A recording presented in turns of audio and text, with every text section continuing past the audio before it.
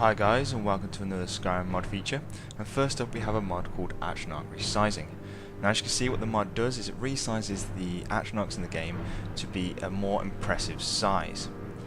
The resizings are ×2 for fire, ×3 for frost, and ×4 for storm. And at the moment the mod only affects those 3 Atronach types. There are no new spells added here. It's literally a replacer for the current Atronach spells, and as you can see it does give them a very impressive size. The Frost Atronach pretty much fills the entirety of Dragon's Reach, which is a damn impressive sight, and looks pretty cool when he's walking up and down towards the Jarl. Obviously in some locations it can get a bit cramped inside, but usually in tight quarters you're not really going to cast that too many Atronachs because they get in the way anyway. So they're better off used outside as it is, and they really add a really cool element to the game. I really do enjoy using these. It's pretty impressive as well when you're having a battle with some conjurers and they start conjuring their own Atronachs as well. So at the moment the only Atronachs that are affected are ones that you conjure yourself or are conjured by other NPCs. So far wild Atronachs are not affected as far as I've found. There are actually some outside of this cave called the Chill right at the top of the map. 3 should probably appear now, yep, and as you can see they are still the vanilla size. God, they're going to be crazy. Whoa! So yeah, unfortunately they're not affected in the wild just yet, but hopefully the mod author will be able to fix this in the future.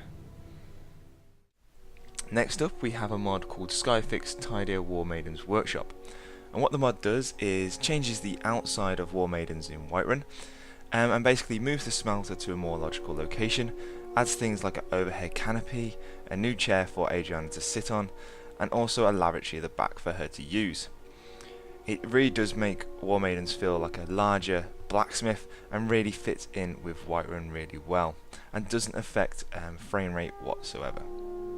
It's a really nice and neat mod, and definitely worth a check out. And to accompany this mod, the mod author has made a retexture of the normal blacksmith sign which hangs outside the shop, and it's a nice retexture with a few scratches on, and just adds that little bit extra character to the sign, and it looks really quite nice. Next up is Cutting Room Floor, shown here alongside the mod author's other mod, Oblivion Gates in Cities. And what the mod does is sort of acts like a director's cut of Skyrim, and it does this by adding in several unused NPCs and also finishing some unfinished quests. Some of the changes are quite subtle and you may not notice them, and it's best to read the mod author's readme on their page to find out the full details of the mod.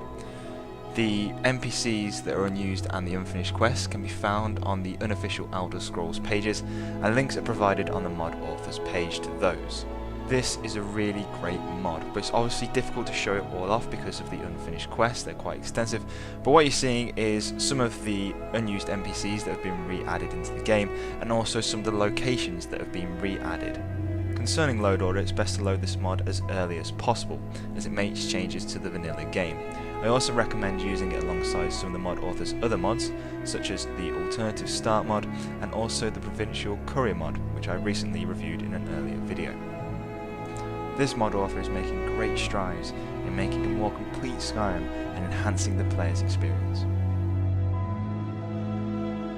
And that brings us to the end of another Skyrim mod feature. If you'd liked any of the mods that I've shown in this video, please do head along to the mod author's pages and check them out there. And if you do use the mods, please do endorse. And once again guys, thanks for watching, and I'll see you next time.